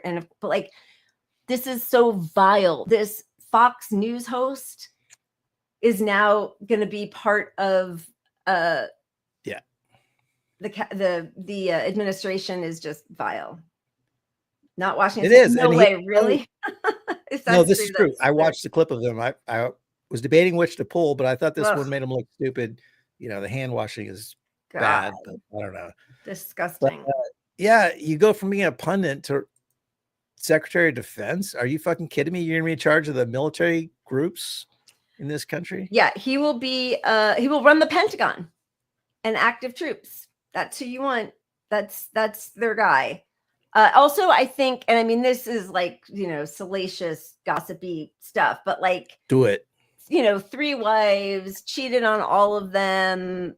God, somebody who did an expose on him a couple years ago had this whole thread on all of his just like vile behavior on a personal level. But, obviously on some level that bleeds out to who people are. But yeah, he's there was a clip of him throwing a pickaxe or an axe, and he hits one of the guys drumming on the side, which doesn't matter really like, yeah. Why Well, would you even, I don't know.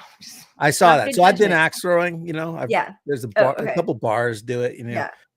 But whoever set this up, they built a little faux wall and had things happening on the other side of it. There was a marching band, like 10 people drumming in a band, and he throws it over the thing and hits a drummer with an axe. I mean, that's not probably on him as much as the organization, but he's a grifter. He's a Fox News guy.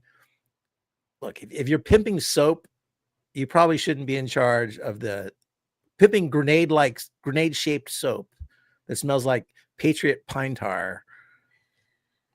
Listen, it's so gross, but we just had the person vying to be the Democratic leader say we're going to have the most lethal army in the world. Like, where does anybody go from here? It's just two bags of shit. It's so horrific. Is, but you bring up a good point, because look, it's easy to cartoonize this guy and protest against him and their policy and say that he doesn't belong there. Who's doing that when the Democrats are saying, we need the most lethal force on earth, which is better to raise public opposition to?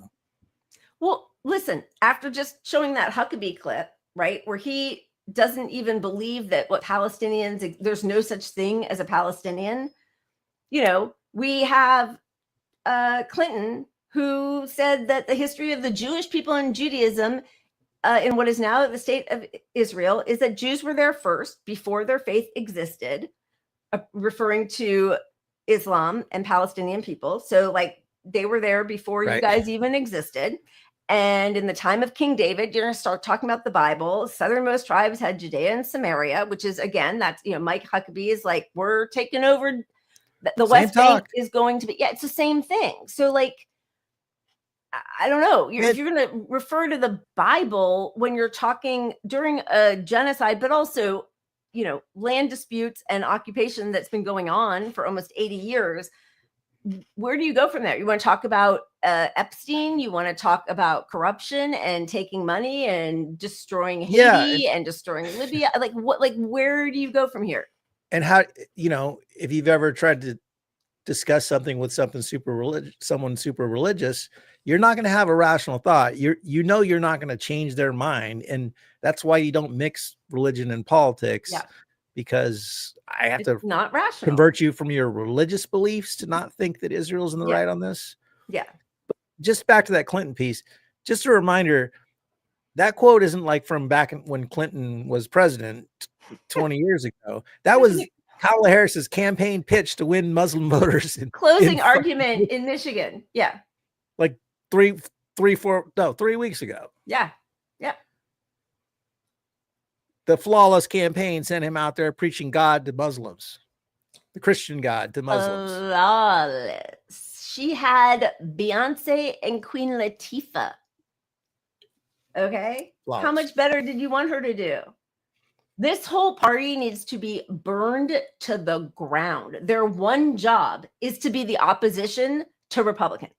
That's their one job. They won't allow any other parties. Their job is to shut down the right. And instead, they goose step further right and they hand an election over to this crew of morons who are vile and now have a ton of power. Okay. But we've got the Department of Government Efficiency coming. Oh my God. Here we go. This is really like, okay. So obviously people know that this is Elon Musk and Vivek Ramaswamy are going to head this department. And the fact that it's named Doge, which is literally Elon's Bitcoin bullshit, like that is such a conflict of interest out the gates. Yeah. I also think it's funny that like the government Department of Efficiency has co-heads, has two heads. Like I can cut that department in half right now. I can cut that would be my first step. One guy. But also like who's going to regulate the regulators here? Well, you're starting to think along the same lines as Vivek. Vivek's got a plan. Awesome. Get in there on day one. say that anybody in the federal bureaucracy who is not elected representatives obviously are elected by the people, but of the people who are not elected, if your social security number ends in an odd number, you're out. If it ends in an even number, you're in. There's a 50% cut right there. Of those who remain, if your social security number starts in an even number, you're in. And if it starts with an odd number, you're out. Boom. That's a 75% reduction, done literally stochastically. Okay. One of the virtues of that, it's a thought experiment, not a policy prescription, but one of the virtues of that thought experiment is that you don't have a bunch of lawsuits you're dealing with about gender discrimination or racial discrimination or political viewpoint discrimination. Actually, the reality is you've at mass, you didn't bring the chisel, you brought a chainsaw. I guarantee you, do that on day one and do step 2 on day 2. On day 3, not a thing will have changed for the ordinary American other than the size of their government being a lot smaller and more restrained, spending a lot less money to operate it. And most people who've run a company, especially larger companies, know this. It's 25% of the people who do 80 to 90% of the useful work. These government agencies are no different. Okay, so he just talked himself out of a job, right? But I mean, the fact that he's saying that, and we all experienced Twitter taking a shit with Elon taking over and cutting half the staff, and we saw how bad it was run, how he has ruined the company, how it hurt his Tesla stock, how it was a disaster. And now you're going to put the guy that just did that and this guy, and their plan is we'll just go in and we're going to cut half the people. And he goes on to explain, like, okay, we're actually going to put in some metric to see who's good and bad, but just, but not really. He's like, he's just doing odds and evens. And then he's like, and nobody can blame us for sexism because it's just going to be random because of your numbers. And we'll end up with 25%. And we all know that 25% are the people who do the work. So we got 25%. There's an idea for you. Yeah. And people buy this bullshit. They bought Trump's bullshit. They buy that grenade soap. They bought Trump's steaks. I mean, that's the consultant class. That's McKinsey. That's Mayor Pete. That is, you bring these people in to fire people. That's what efficiency means to them. It doesn't mean, hey, we have AI. You only have to work, 30 hours a week. Go spend time with your family, have thoughts, be creative, enjoy life. You'll be more efficient. You'll be happier. We won't have to train new people because of turnover. No, efficiency is cut jobs. Look, there is massive inefficiency in the government. Yes. But a lot of it comes to do with the budgeting side of it. So that would be what I would push, is reform the budgeting side, because every year they get a budget and every year they blow up the spending so that they get a bigger budget the next year. So that you have a built-in incentive to just burn money in the government to justify your budget next year so that your employees don't lose their jobs, for one. But I mean, it's just, so it's a self-interest. The system is built that way. It's reform that. I mean, change the budget. Yeah. Just do something for people. My God, like we just see, I'm just going to say a quick thing because I know then we're moving. I mean, we have a lot still to cover in the next 22 minutes, but they're going to quickly try to send as much money to Ukraine as possible, because the one piece thing that Trump might do is wrap things up and make a treaty between Putin and Zelensky, and Putin's going to quickly try to kill more people, take over more land, and Zelensky will be even in a worse position than he was the other 3 times that there was a possible peace negotiation out there. But Biden has already said we're going to just give as much money as possible to Zelensky before that happens to Ukraine. While people don't have healthcare, don't have homes, can't afford rent, can't pay their debt, can't afford food, and they're making fun of people who can't afford food, like that's a minor inconvenience, and that's why you had to go vote for Trump. No, people are desperate. Stop blaming people who are desperate. Blame the people in power. Before we get off this, I just remembered that I was listening to NPR the other day. Why? Doing that. No, I know you do. You love. But they had an interview with a big 4-star general or something. It was high up. don't remember shit. So I don't remember who it was. Just trust me. Trust me, bro. Yeah, I trust you. Vibes. As soon as you say that, I totally do. You're going to want to Google and find Trust the name. me. Yeah. But anyway, they were asking him about what Trump's foreign policy would look like in here and there and the other and all these different areas. And they asked him about Russia. And the general did not answer in the way they expected, because he laid out all the times that Trump actually did put checks on Russia during his presidency. Yeah. They laid it out, and it just went against all the narrative they've always been pushing about, and then the general was also like, look, he's erratic, and that's part of the strength of our foreign policy on some level, is because, who knows what he's going to do. So, where we just give allies whatever they want under Biden. And the other piece was, and this was accurate, and this is, what Trump will do. Trump is going to put his foreign policy, all the actions of Hamas and all these, he's going to put it all on Iran, which, that's why because Hamas and Hezbollah and all, they're all, largely funded by Iran. That's the truth in a lot of ways. So he's going to put the target on Iran next, where Biden put it on. Biden tried to make peace with Iran and went after the proxies. Somewhat. I mean, sort of. Yeah. I mean, it's a different take on it. But the main takeaway was that he admitted that this stuff about Russia is bullshit, largely. Yeah. I mean, that's good that he did. And yes, liberals really don't understand that Obama cut off arms to Ukraine and Trump started them back up. Right. Trump actually did start sanctions on Russia, but the thing with Iran is really scary, because that's what Israel really wants, is to bring us into war with Iran. And Trump got us out of that Iran deal, and Biden did not get us back in. Yes, he released the funds that we had sanctioned from them, but he didn't get us back in, and he's not curbing Netanyahu. So, and the other crazy thing is there were 3 assassination attempts on Trump within like a month, and nobody really talked about them for more than a day. That's it's insane that could even get to that point with a former president at the time, that the Secret Service was so derelict in their duty. And I have no idea if this is right or not, but it was said that those were hits put out by Iran, which could just be Israel feeding that to hype up the possibility of war. I mean, I don't know. It's all terrifying. He's not the peace candidate. Yeah. It is unknown, but I do think, I think what we're going to see is Trump finding a way to claim he helped close down this war with Gaza. Right. Because Netanyahu has also already signaled in some ways that they are going to start closing it down. Yeah. Which leaves them and their military back into being available for expanding the war into Lebanon and Iran.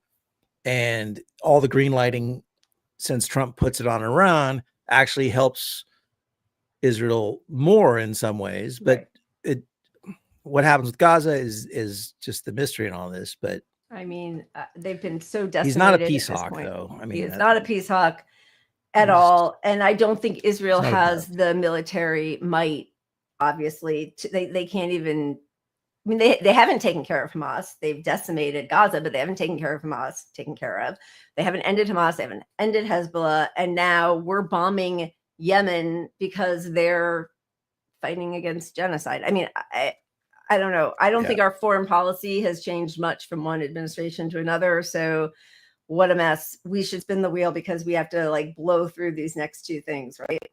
Do it. Here we go. Yeah, baby. Yeah, baby. Oh, yeah. All right, I'm taking one away while I refill so that we can get something else. Did not realize how late it was. Yeah, baby. Okay. I did have another one, but we're gonna go back. Sorry, we're gonna dip back into the well of Kwame Ture because it's the only one that we have loaded. My apologies. 1 second. I know I was supposed to wrap another one, but this is also pretty good. Okay, Kwame Ture about why the world hates us.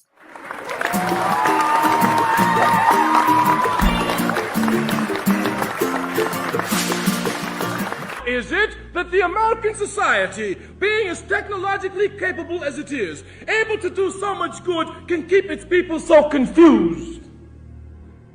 The people all over the world hate the American people. They hate you.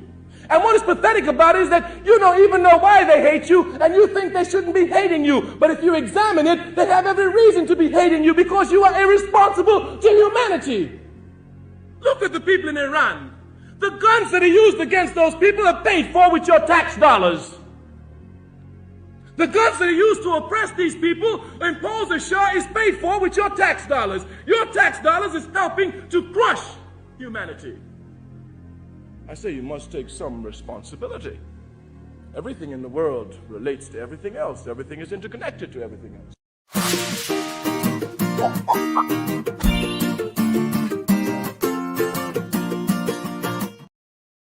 They don't just hate us for our freedoms. We'll hear that soon. They're going to hate us because we're Christians or something next. With oh my God, that could be. Yeah, I mean that's always been the case. Anyway, let's get into Israel, I guess. Yeah. So this came out a few days ago, but 70% of Gaza war dead are women and children, and the age most represented among the dead were 5 to 9-year-olds. The other thing was Netanyahu has finally just come out and said it. Ynet, which is, another sort of right-wing Israeli paper, says Netanyahu, Smotrich, Ben-Gvir are waiting for the hostages to die. The issue of the hostages in Gaza will be solved naturally and tragically. They will then use these deaths as further pretext to permanently occupy and establish Jewish settlements in Gaza. I mean, that's been fairly clear from the beginning that they don't care about the hostages who they've killed more of their own hostages than they've rescued, and the hostages who were either released through that one deal or maybe two, but like the first one when they came and basically said, and who knows why people said that, it might not even be true, but they were in general spoke sort of well about their captors, which also could just be because they still had friends and loved ones who were being held by them. So I'm not saying that that's like a truth, but also said that they were terrified that they were going to be killed by all the bombing coming from Israel. And then they were no longer allowed to speak to the press. They don't care about the hostages, obviously. Yeah, they not only were they not allowed to speak to the press, the families weren't allowed to speak to the press, and this whole war, the press is not allowed in to watch this. We have no witnesses. The witnesses are only on the ground, people who are getting bombed for the most part. That's right. I mean, almost 200 aid workers, over 400 hospital people dead, and now we're getting reports that 44% are children that are dead, and these are just the reported deaths. And obviously we know the number is probably between 200,000 and 300,000 people, and that's before they're even taking into account the repercussions of the toxicity in the air and the ground and the starvation and what that does. There was a doctor, Dr. Nizra Mahmoud, who has just been speaking to, I think it's in the UK, right? Yeah, it's the UK Parliament, about what he witnessed there and how horrific it is. And as you said, Israel's, banned international journalists unless they're with the, embedded with the IDF, but that's not really happening. Then they've slaughtered almost 200 journalists and citizen journalists in Israel, in Gaza. And so now they're rounding up. I mean, some of the reports on how they treat medical staff, doctors, administrators, staff at these hospitals before they bomb them in the end anyway, of, just trying to humiliate them, stripping all the females, making them stand naked in front of their patients and the rest of the staff, releasing some hostages, and then telling them to run and shooting them in the back. It is the most like sadistic. It's like every horror movie. I mean, honestly, it's just unbelievable. And this is the Biden-Harris policy of do whatever you want. And so when these people, these liberals are like, we'll see what you think in 2 months, or, you know, what's his face? Trump's going to give them carte blanche. What do they have now? That's carte blanche, what they have. Trump said he'd finish the job. What job? Whose job? Whose job? The job that we funded, the Democrats fund, that you supported. It's happening right now. That's what's happening. So this is the testimony of this doctor, which is pretty poignant. What I think I found particularly disturbing was that a bomb would drop maybe on a crowded, tented area, and then the drones would come down and... Please take your time. We're incredibly grateful that you're making the time to be here today, and I can only imagine just how it has impacted you and will continue to impact you. And I feel, because you can't unsee what you've seen, but being able to share that with us really helps us hold legislators particularly to account. So we do appreciate the time that you're making for us today. Thank you. So the drones would come down and pick off civilians, children. And we had description after description. This is not, you know, an occasional thing. This was day after day after day, operating on children who would say, I was lying on the ground after a bomb had dropped, and this quadcopter came down and hovered over me and shot me. And that's clearly a deliberate act, and it was a persistent act, persistent targeting of civilians day after day. We had 1 or 2 mass casualty incidents every day.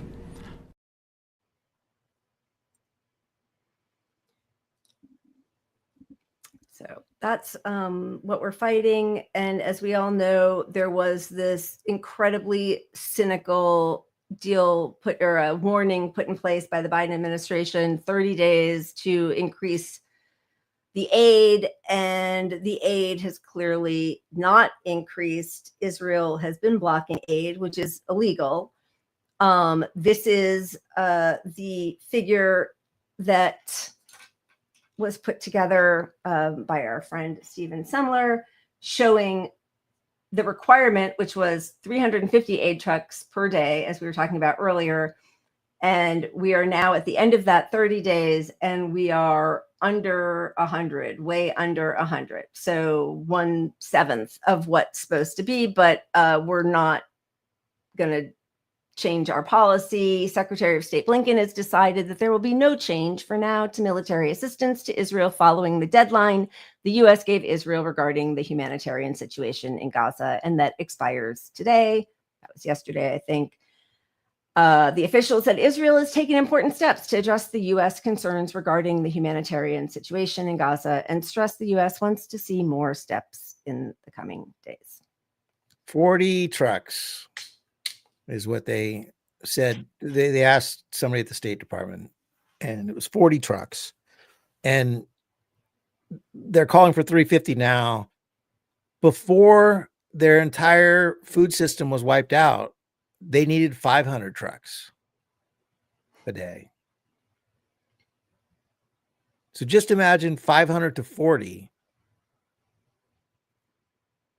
And that's when they had some means to produce some of the food. They could fish. They could go out in a boat and fish and not get sniped by Israeli soldiers. And we're down to 40. And we're hearing from report after report about droning kids, and we see the footage, and it's just unthinkable that Democrats are going to lecture us on not voting for her. And, you know, all these, well, women, you know, I'm not blaming women, but you've got all these examples of people saying you didn't vote for her. You couldn't vote for a woman, you know, Well, I couldn't vote for a genocide. Yeah. Yeah. And there's another clip with that same doctor talking about all the amputations he had to do, but Israel's banned medicine. So they don't have anything. They don't have painkiller. They don't have sterilization tools. They're picking maggots out of children's, I mean, everybody, but children's wounds as they're amputating their legs. They're in horrifying pain and they die anyway because of sepsis. So it's, I mean, this really is like the most gruesome, sadistic horror movie. It's awful. You know, the only, I mean, not it's silver. I don't mean silver lining. It's not silver lining, not good news, nothing. But they just came down in the Israeli court that said that they will not delay Netanyahu's criminal case any longer. And you know, I think this is simplistic. A lot of people were saying that the reason he's continuing the war is just so that they can't have elections and he can't lose power, so that he won't have to face all of these allegations against him, indictments, you know, for bribery and corruption and all of these horrible things that he's done before his genocide. But now that they have denied the stay on that, the postponement of that, you know, I wonder if that changes the metric at all. I mean, he fired Gallant, and it's just so funny the framing that happens, because Gallant is a disgusting genocidal psychopath also, but was also saying, probably just for the sake of Israel, that like their job in Gaza is done. They're not going to get anything more out of Gaza. They're losing their own people. Their economy is tanking, and wanted to get out of Gaza. But the hardliners, I mean, in any normal world, Gallant is plenty of a hardliner, really hated him. And it was during the election day that last week that he was fired by Netanyahu. So I think the fact that the courts are sort of starting to stand up to him a little bit might be part of a metric that gives some space for finishing this. But I mean, I don't even know what that means at this point, because the damage is so done. You know, we're in the home stretch of a few months of some sort of declared end to this, I think. And whether that's a sign of it or not, I don't know. But the more extreme parts of Israel's government, you know, they're really run by a lot of its religious zealots. And, you know, that war to them, you know, you throw Huckabee in the mix and the US is all in on this religious battle. And, you know, most of the population doesn't think he's going hard enough on Gaza. So as much as they're mad, they want the hostages back, and he's mad about corruption, and that's what this stuff is really about. There's still an appetite for blood still. Yep. And I don't know where that goes. Does that pivot to Lebanon because they sort of tighten up Gaza? Yep. You know, is that? Yeah. I mean, we didn't talk about this. I think it was last week, but the publisher of Haaretz has said that Hamas are freedom fighters. He's been put on a leave of absence. But, you know, I also think people are sort of being forced to face what their nation has always been, but how that manifests itself given time. Right? Like, you cannot be an ethno state, just like capitalism ends in fascism. You cannot be an ethno state without ending in some form of genocide. So I think that is starting to become clear to some people. But yeah, I mean, the indoctrination of thinking of, you know, Palestinians as wanting to kill us. That's all. They only exist to destroy us, and they are less than human. They're vermin. That's decades long propaganda, but it's part of who they are now. And I think to end that is going to take a lot of effort from a few people who are possibly seeing clear-eyed, but it's I don't know what the next few years are going to bring for that. part of where the world. this intersects with us is with our shift in leadership from Democrats to Republicans. There's no real policy shift in sight, really. And people need to know that, as much as I think things might be changing, it's not because of the will of the US government. And in fact, you're going to get more of the gross rhetoric. They're going to be repeating even harder the same talking points, the same, they're going to be more open about the brown people bad terrorist stuff. And Democrats Marco Rubio just dance around it, but they don't say it. Yeah. And Republicans are going to say it.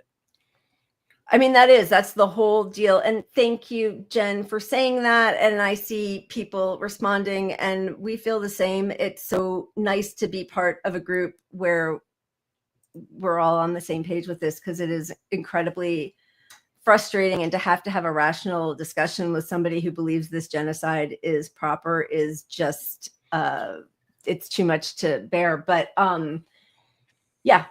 Republicans are just mask off Dems, and Biden will be remembered as a total savage. There's no other legacy for him. And Obama will be remembered as delivering Trump to us twice. So good on you. Okay, it's 7. I know we're excited that on Sunday we are welcoming Leslie Lee from the Struggle Sesh, who is he's a host of that podcast. He's a good lefty. He is very COVID conscious and outspoken, and also suffers from long COVID. And so I know we're going to have a very sort of COVID heavy, which I'm thrilled about, show on Sunday, but we have some things. You want to just talk really quickly about it? We can skip it. For the most part, but just real quick, the playbook that they gave us with COVID, which is not over, is already being followed for bird flu. We're seeing bird flu like crazy. They lied to us about bird flu. It's out in the open. It's a cover up. Thanks, Biden hired a dairy lobbyist to run the USDA, and they've been covering this thing up. There's evidence that there are infections in 7% of workers with the bird flu, cow flu, whatever you want to call it. California, that's where a lot of these cases are right now. And that's largely because we're producing a lot of the stuff, but it's also because, we regulate a little, we're probably testing a little better than a lot of these states are. Right. Yeah. But here's California, 277 cases. A fourth of the dairy herd. And this is airborne. And it's you remember, it's both. People not wearing masks. That's one thing that's different, is that it's also fomite. In theory, you can protect yourself from COVID if you're perfect about masking, perfect about all of it, whatever. You can't not eat food. So, this could be really fucking bad soon. And the fatality rate, I think, is 50% ish. Yeah. And they've held on to this. We've talked about it here and there. If you remember, the state ag departments wouldn't let the CDC come talk to the people who were infected, wouldn't let them test their cattle because they didn't want to ruin their business. Because if people start thinking that cattle, if we pretend it doesn't exist, it's like that scene in Jaws all over again. It's July 4th weekend, open up the beaches. But now, well, they also changed their story. The FDA changed their story from, a non-pasteurized milk, it's past that. No, their story was originally that pasteurization prevents, it kills the virus, basically. And then they're like, well, we think pasteurization kills the virus. And then that morphed to, we don't know. We have no fucking clue. We've never tested any of this stuff. We don't know at all if it kills the virus. Yep. They don't know.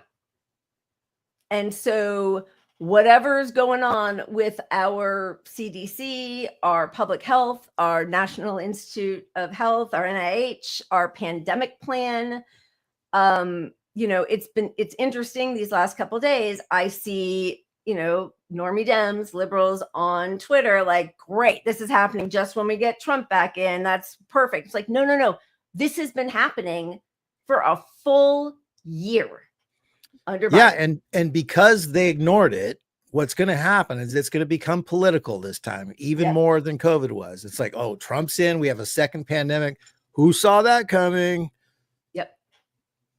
And you've got, so the right's going to say, oh, it was just ginned up because it's Trump in power now. And the left is going to be like, great, not left, whatever, libs. Yeah. It's going to say like, oh, great, that now we get Trump to handle it. If only we had a Democrat in power. And what do? They appoint Elon Musk, a billionaire who's against lockdowns, COVID denier, piece of shit, and Vivek, same thing. You got those two guys, and rich RFK people Jr. who care. Yeah, and RFK Jr. and all of them are interested in cutting. I mean, RFK Jr. wants to get rid of the FDA, cut all these departments, and then these two want to cut everything too. So it's the perfect storm of bad, and timing it. This is why COVID, if it was taken seriously and presented seriously and wasn't made political, you could still say, listen to the science, but the right is so far gone on this. They're going to blame libs for making this whole thing up, and no one's going to fucking protect themselves. And liberals are so far gone on this that they think Biden ended COVID. So we're dealing with people with their blinders on both sides, and they're just fighting for their own team as we all are raw dogging, COVID air and bird flu, and best of luck to everybody. See you Sunday. No, I'm kidding. That's take care. All right. You all are awesome. Wear masks. Wear a mask. Begging, wear your mask. Please. My dad just got out of heart surgery and nobody was masking. Heart surgery. No mask. Unbelievable. Yeah, so gross. Could not express my hatred enough for people who minimize COVID. Jimmy Dore. I mean, yes, but like, God, the list goes on. And Jimmy Dore, as gross as he is not, the head of the CDC or the leader of the free world. And I know you know that. No, but it's punching up because he dragged a lot of leftists to this point of view. And well, yeah, that's the whole other thing. Like that don't be a vocal idiot. Yeah. It's really, don't be a vocal idiot. That's right. We love you guys. Right, it cheers. is going to take all of us fighting the system. Keep punching up. Here's an 11-year-old who, the children are the future. Cheers. We'll see you all on Sunday. Cheers.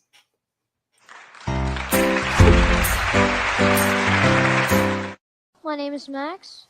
I'm 11 years old. My family is Jewish. I go to school here in Pasadena. At my school, they teach us to be upstanders, and I've really grasped that idea and worked for my whole 11 years to accomplish that. I shaved my head last week to raise money for research and to end childhood cancer. I walked in the type 1 diabetes walk at the Rose Bowl yesterday to help kids who have diabetes. And I'm here today to stand up for the kids in Palestine who should not have to die in this genocide, or have their parents be killed, or have to eat grass because there's no food. I, as many other kids, have believed in world peace maybe my entire life. This is going against everything I've believed for, and I would like you to stand up to it. You are our council, and I want you to take action for your people.